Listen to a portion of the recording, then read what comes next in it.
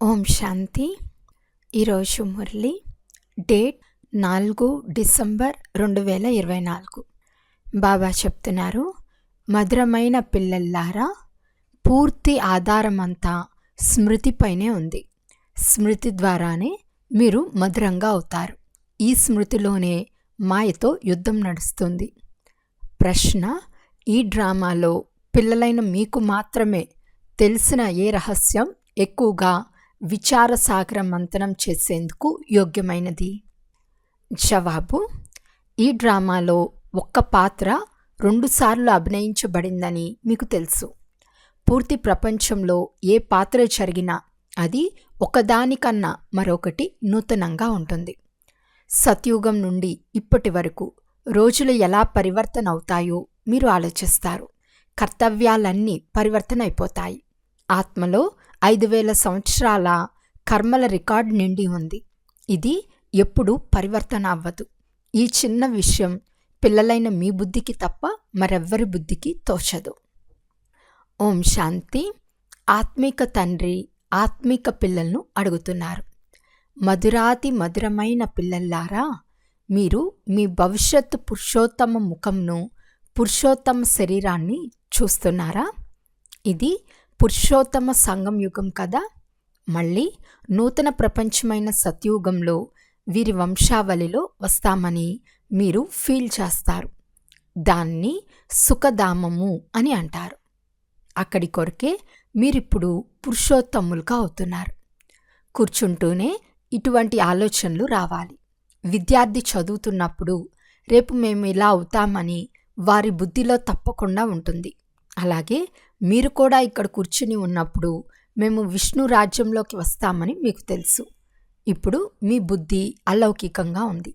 వేరెవ్వరి బుద్ధిలోనూ ఈ విషయాలు రమిస్తూ ఉండవు. ఇది సాధారణ సత్సంగం కాదు. మీరు ఇక్కడ కూర్చుని ఉన్నారు, అయినా సత్యమైన తండ్రి అయిన శివబాబా సాంగత్యంలో కూర్చుని ఉన్నామని భావిస్తారు. శివబాబాయే రచయిత. వారికే ఈ రచన ఆది మధ్య అంతాలు తెలుసు. వారే ఈ జ్ఞానంను ఇస్తారు. నిన్నటి విషయాన్ని వినిపించినట్లు తెలుపుతారు.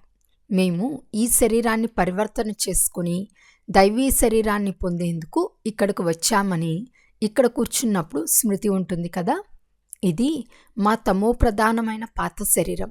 దీనిని పరివర్తన చేసుకుని ఇలాంటి శరీరాన్ని తీసుకోవాలని ఆత్మ చెప్తుంది. ఎంత సహజమైన లక్ష్యం! చదివించే టీచర్ చదివే విద్యార్థుల కంటే తప్పకుండా చురుకైన వారిగా ఉంటారు కదా. చదివిస్తారు, మంచి కర్మలు కూడా నేర్పిస్తారు. మిమ్మల్ని సర్వశ్రేష్ఠులైన భగవంతుడు చదివిస్తున్నారు కనుక తప్పకుండా దేవీ దేవతలుగా చేస్తారని మీరిప్పుడు అర్థం చేసుకున్నారు. ఈ చదువు ఉండేదే నూతన ప్రపంచం కొరకు.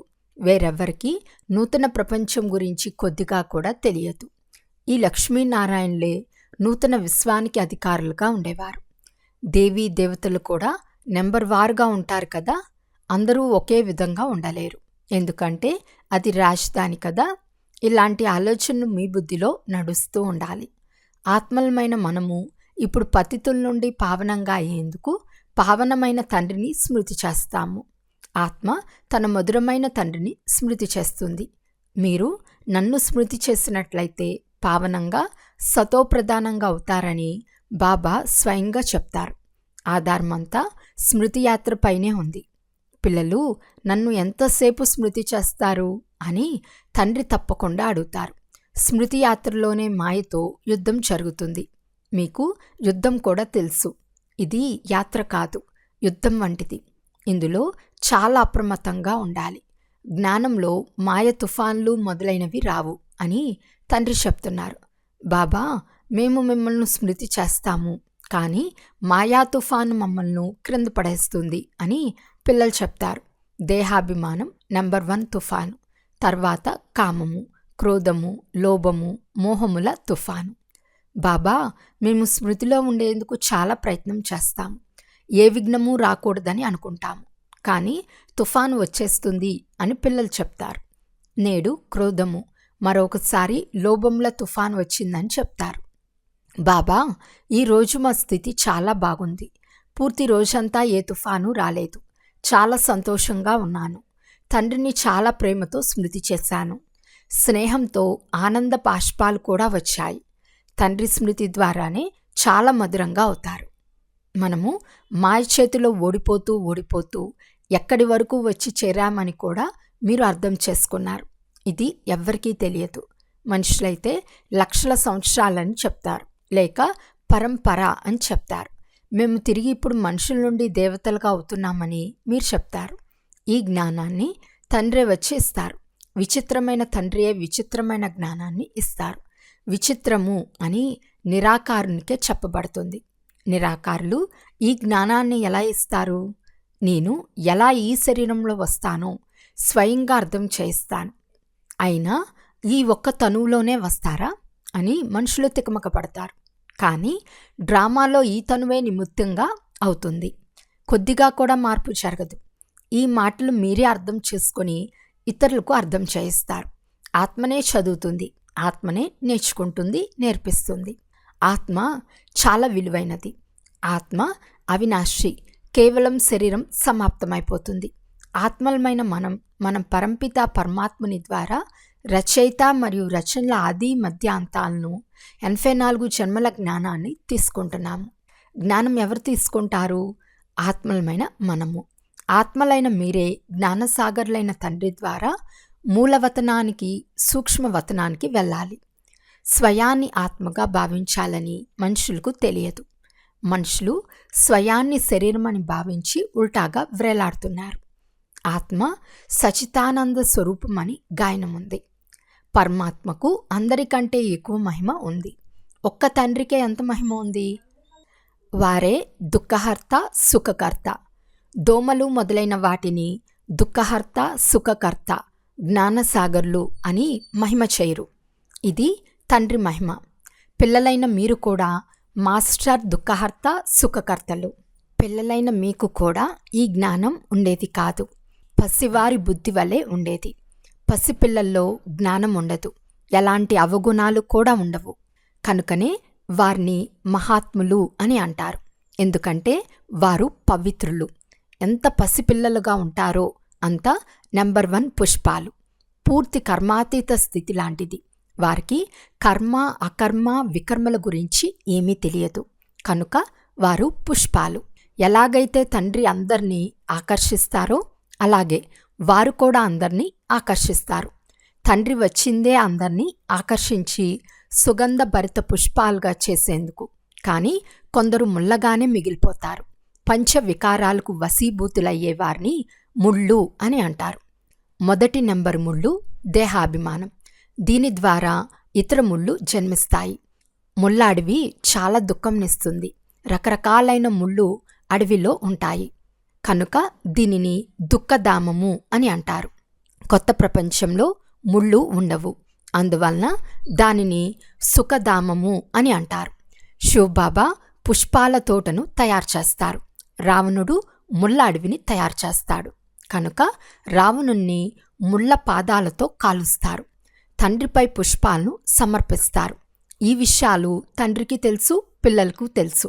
ఇతరులెవ్వరికీ తెలియదు.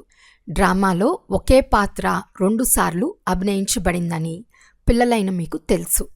పూర్తి విశ్వంలో ఏ పాత్ర అభినయించబడుతుందో అది ఒకదానికన్నా మరొకటి నూతనంగా ఉంటుందని మీ బుద్ధిలో ఉంది. సత్యుగం నుండి ఇప్పటి వరకు ఎలా రోజులు పరివర్తన అవుతాయో మీరు ఆలోచించండి. పూర్తి పాత్రనే పరివర్తన అయిపోతుంది. 5000 సంవత్సరాల కర్మల రికార్డ్ ఆత్మలో నిండి ఉంది. అది ఎప్పుడూ పరివర్తన అవ్వదు. ప్రతి ఆత్మలో తమ తమ పాత్ర నిండి ఉంటుంది. ఈ చిన్న విషయం కూడా ఎవ్వరి బుద్ధికి తోచదు. ఈ డ్రామా యొక్క భూత భవిష్య వర్తమానాల గురించి మీకు తెలుసు. ఇది పాఠశాల కదా. పవిత్రంగా ఈ తండ్రిని స్మృతి చేసే చదువును తండ్రి చదివిస్తున్నారు. తండ్రి వచ్చి ఇలా పతితులను పావనంగా చేసే చదువును చదివిస్తారని, ఈ చదువు ద్వారానే మనం విశ్వాధిపతులుగా అవుతామని ఎప్పుడైనా అనుకున్నారా? భక్తి మార్గంలోని పుస్తకాలే వేరు. దాన్ని చదువు అని ఎప్పుడు అనరు. జ్ఞానం లేకుండా సద్గతి ఎలా సాధ్యమవుతుంది? తండ్రి జ్ఞానం లేకుండా ఎలా వచ్చి సద్గతినివ్వగలరు? సద్గతిలో మీరు ఉన్నప్పుడు భక్తి చేస్తారా లేదా? అక్కడ అపారమైన సుఖం ఉంటుంది. మరి భక్తి దేని కొరకు చేయాలి? ఈ జ్ఞానం ఇప్పుడే మీకు లభిస్తుంది. పూర్తి జ్ఞానం అంతా ఆత్మలో ఉంటుంది. ఆత్మకు ఏ ధర్మమూ ఉండదు. ఆత్మ ఎప్పుడు శరీరాన్ని ధారణ చేస్తుందో అప్పుడే ఫలానా వారు ఫలానా ధర్మం వారు అని అంటారు. ఆత్మ ధర్మం ఏమిటి? ఆత్మ బిందు వలె ఉంటుంది. అది శాంతి స్వరూపం, సుఖధామంలో ఉంటుంది. పిల్లలందరికీ తండ్రి పైన హక్కు ఉందని తండ్రి చెప్తున్నారు. చాలామంది పిల్లలు వేరే వేరే ధర్మాల్లోకి మారిపోయారు. వారు మళ్ళీ తమ వాస్తవిక ధర్మంలోకి వచ్చేస్తారు. ఎవరెవరు దేవీ దేవతా ధర్మాన్ని వదిలి ఇతర ధర్మాలలోకి వెళ్తారో ఆ ఆకులన్నీ మళ్ళీ తమ తమ స్థానాలకు వచ్చేస్తాయి. మొట్టమొదట మీరు తండ్రి పరిచయంలో ఇవ్వాలి. ఈ విషయంలోనే అందరూ తికమక పడి ఉన్నారు. ఇప్పుడు మనల్ని చదివిస్తున్న వారు అనంతమైన తండ్రి అని పిల్లలకు తెలుసు. కృష్ణుడు దేహదారి, బ్రహ్మబాబాను కూడా దాదా అని అంటారు. మీరంతా పరస్పరం సోదరులు కదా. మిగిలింది పదవుల విషయం. సోదరుల శరీరం ఒక రకంగా, సోదరీ శరీరం మరొక రకంగా ఉంటుంది. ఆత్మ మాత్రం ఒక చిన్న నక్షత్రం. పూర్తి జ్ఞానం అంతా ఈ చిన్న నక్షత్రంలోనే ఉంది. ఈ నక్షత్రం శరీరం లేకుండా మాట్లాడలేదు. ఈ నక్షత్రం పాత్ర చేసేందుకు ఇన్ని అవయవాలు లభించాయి. మీ నక్షత్రాల ప్రపంచమే వేరు. ఆత్మ ఇక్కడికి వచ్చి శరీరాన్ని ధరిస్తుంది. శరీరంలు చిన్నవిగా పెద్దవిగా ఉంటాయి. ఆత్మయే తన తండ్రిని స్మృతి చేస్తుంది. అది కూడా ఎప్పటి వరకు శరీరంలో ఉంటుందో అప్పటి వరకు చేయగలదు. ఇంట్లో ఆత్మ తండ్రిని స్మృతి చేస్తుందా? లేదు. అక్కడ ఉన్నప్పుడు మనం ఎక్కడ ఉన్నామో కూడా తెలియదు. ఆత్మ మరియు పరమాత్మ ఇరువురూ ఎప్పుడూ శరీరంలో ఉంటారో అప్పుడే ఆత్మ పరమాత్మల మేళ అని చెప్పబడుతుంది. గాయనం కూడా ఉంది. ఆత్మ మరియు పరమాత్మ చాలా కాలం దూరంగా ఉన్నారు. ఎంతకాలం దూరంగా ఉన్నారు? ఎంత సమయం దూరంగా ఉన్నారు? జ్ఞాపకం వస్తుందా? ఒక్కొక్క క్షణం గడుస్తూ 5000 సంవత్సరాలు గడిచిపోయాయి. తిరిగి 1వ నెంబర్ నుండి ప్రారంభం చేయాలి. ఖచ్చితమైన లెక్క ఉంది. ఇప్పుడు మిమ్మల్ని ఇతడు ఎప్పుడు జన్మ తీసుకున్నారు అని ప్రశ్నిస్తే ఖచ్చితంగా చెప్పగలడు. శ్రీకృష్ణుడే మొదటి నెంబర్లో జన్మ తీసుకుంటాడు. శివునికి సంబంధించిన తిథి తారీఖులు తెలుసుకోలేరు. కృష్ణుని తిథి తారీఖులు, నిమిషాలు, క్షణాలు తీయవచ్చు. మనుషుల గడియారాల్లో తేడా రావచ్చు. శివబాబా అవతరణలో కొద్దిగా కూడా వ్యత్యాసం రాదు. ఎప్పుడు వచ్చారో కూడా తెలియదు. సాక్షాత్కారం అయినప్పుడు వచ్చారని కూడా కాదు. అందాజుగా చెప్పవచ్చు. నిమిషాల, సెకండ్ల లేక చెప్పలేము. నిమిషాల, సెకండ్ల లెక్క చెప్పలేము. వారిది అలౌకిక అవతరణ. వారు బేహద్ రాత్రి సమయంలోనే వస్తారు. ఇతరుల అవతరణ మొదలైన వాటిని గురించి తెలుస్తుంది. ఆత్మ శరీరంలో ప్రవేశిస్తుంది. చిన్న శరీరాన్ని ధరిస్తుంది. తర్వాత శరీరం నిదానంగా పెద్దదవుతూ పోతుంది. శరీరంతో పాటు ఆత్మ వెలుపలికి వస్తుంది. ఈ విషయాలన్నీ విచారసాగర మంతనం చేసి తర్వాత ఇతరులకు అర్థం చేయించాలి. ఎంతమంది మనుషులున్నారు? ఒకరిది ఉన్నట్లు మరొకరిది ఉండదు. ఎంత పెద్ద నాటక రంగం! పెద్ద హాల్లో అనంతమైన నాటకం నడుస్తూ ఉన్నట్లుంది. పిల్లలైన మీరు నరుడి నుండి నారాయణునిగా అయ్యేందుకు ఇక్కడికి వస్తారు. తండ్రి స్థాపించే నూతన సృష్టిలో శ్రేష్ఠ పదవిని తీసుకునేందుకు వస్తున్నారు. మిగిలిన ఈ పాత ప్రపంచం వినాశనమవుతుంది. బాబా ద్వారా నూతన ప్రపంచ స్థాపన జరుగుతోంది. తర్వాత బాబా పాలన కూడా చేయాలి. తప్పకుండా ఈ శరీరాన్ని వదిలి సత్యుగంలో నూతన శరీరాన్ని తీసుకున్నప్పుడే పాలన చేస్తారు. దానికి ముందే ఈ పాత ప్రపంచం వినాశనం కూడా జరగాలి. విశ్వానికి నిప్పు అంటుకుంటుంది. చివరికి భారతదేశం మాత్రమే మిగిలినవన్నీ సమాప్తమైపోతాయి. భారతదేశంలో కూడా కొద్దిగా మాత్రమే మిగులుతుంది. వినాశనం తర్వాత శిక్షలు తినరాదని మీరు కష్టపడుతున్నారు. వికర్మలు వినాశనం అవ్వకుంటే శిక్షలు కూడా అనుభవిస్తారు. పదవి కూడా లభించదు. మీరు ఎవరి వద్దకు వెళ్తున్నారు అని ఎవరైనా ప్రశ్నిస్తే బ్రహ్మ తనువులో వచ్చి ఉన్న శివబాబా వద్దకు వెళ్తున్నామని చెప్పండి. ఈ బ్రహ్మ శివుడు కాదు. తండ్రిని ఎంత బాగా తెలుసుకుంటారో అంతగా తండ్రిపై ప్రేమ కూడా ఉంటుంది. బాబా చెప్తున్నారు, పిల్లల్లారా, మీరు ఎవరిని ప్రేమించకండి. ఇతర సాంగత్యాలపై ప్రేమ వదిలి ఒక్కరితోనే జోడించండి. ప్రేయసి ప్రియులుంటారు కదా, ఇది కూడా అలాగే. 108 మంది సత్యమైన ప్రేయసులుగా తయారవుతారు. వారిలో కూడా 8 మంది సత్యంగా అవుతారు. 8 మనులు మాల కూడా ఉంటుంది కదా. 9 రత్నాల గాయనం జరుగుతుంది. 8 మనులు 9వ వారు బాబా. అష్టదేవతలు ముఖ్యమైన వారు. త్రేతాయుగం చివరి వరకు 16,108 రాజకుమార్ల పరివారం తయారవుతుంది. బాబా అరిచేతిలో వైకుంఠాన్ని చూపిస్తున్నారు. మేము సృష్టికి యజమానులుగా అవుతున్నామని మీకు నష ఉంది. బాబాతో ఇలాంటి వ్యాపారం చేయాలి. ఎవరు అరుదుగా ఈ వ్యాపారం చేస్తారు? ఇటువంటి వ్యాపారస్తులు ఎక్కడున్నారు? అలాగని అందరూ వ్యాపారులు కారు. మేము బాబా వద్దకు వెళ్తున్నామని ఉమ్మంగ ఉత్సాహం ఉండాలి. బాబా పైన ఉన్నవారు, కానీ ఈ విషయం ప్రపంచం వారికి తెలియదు. వారు చివర్లో వస్తారని చెప్తారు. ఇప్పుడిదే కలియుగ అంతిమ సమయం. అదే గీత మహాభారతం యొక్క సమయం. అదే యాదవులు మిసైల్స్ను తయారు చేస్తున్నారు. అదే కౌరవ రాజ్యం. అదే పాండవులైన మీరున్నారు. పిల్లలైన మీరిప్పుడు ఇంట్లో కూర్చుని మీ సంపాదన చేసుకుంటున్నారు. భగవంతుడి ఇంట్లోనే లభించారు కనుక మీ సంపాదన చేసుకోండి అని బాబా చెప్తారు.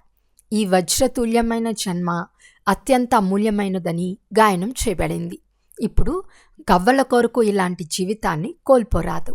ఇప్పుడు మీరు ఈ పూర్తి ప్రపంచాన్ని రామరాజ్యంగా చేస్తున్నారు. మీకు శివుడి నుండి శక్తి లభిస్తున్నది. వర్తమాన సమయంలో చాలామందికి అకాల మృత్యు కూడా సంభవిస్తుంది. బాబా బుద్ధికి వేసిన తాళాన్ని తెరుస్తారు. మాయ బుద్ధికి తాళాన్ని వేస్తుంది. ఇప్పుడు మాతలైన మీకే జ్ఞాన కలశం లభించింది.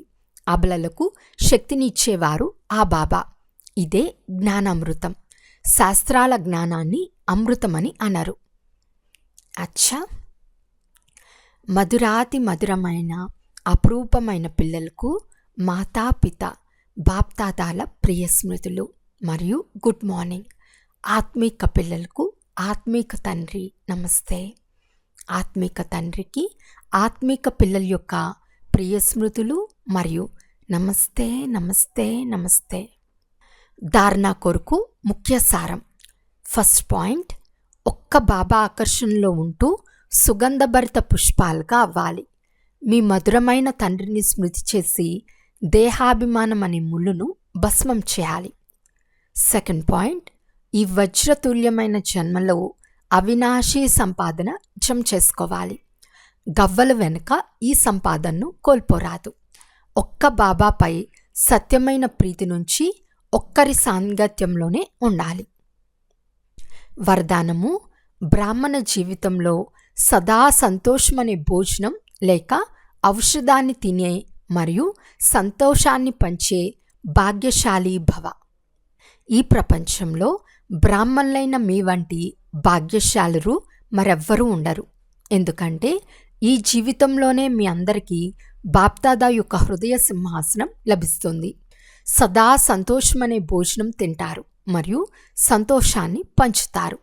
ఈ సమయంలో మీరు చింతలేని చక్రవర్తులు. ఇటువంటి చింతలేని జీవితం మొత్తం కల్పంలో ఇక ఏ ఇతర యుగంలోనూ ఉండదు. సత్యయుగంలో చింత లేకుండా ఉంటారు, కానీ అక్కడ జ్ఞానం ఉండదు. ఇప్పుడు మీకు జ్ఞానం ఉంది. అందువలన హృదయం నుండి నా వంటి అదృష్టవంతులు ఎవ్వరూ లేరు అనే మాటలు వెలువడతాయి. స్లోగన్, సంగం యుగం యొక్క స్వరాజ్య అధికారులే భవిష్యత్తులో విశ్వరాజ్యాధికారులుగా అవుతారు. అచ్చా, ఓం శాంతి.